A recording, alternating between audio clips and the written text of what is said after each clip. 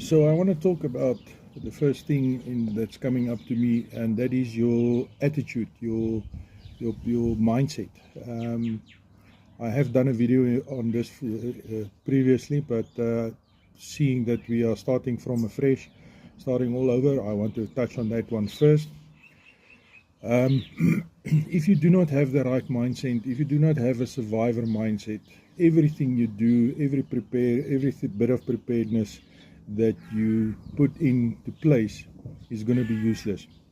You have to have the right mindset. You must be willing to do almost anything to survive. You must be willing to suffer everything. You must be willing to grit your teeth and to survive.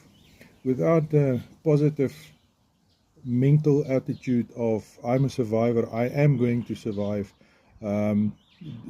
the rest of the preparations and the rest of the skills that you're going to develop is absolutely useless. So the first thing is you have to have a good, positive survivor attitude, and that should be the starting point of any of your preparations. Is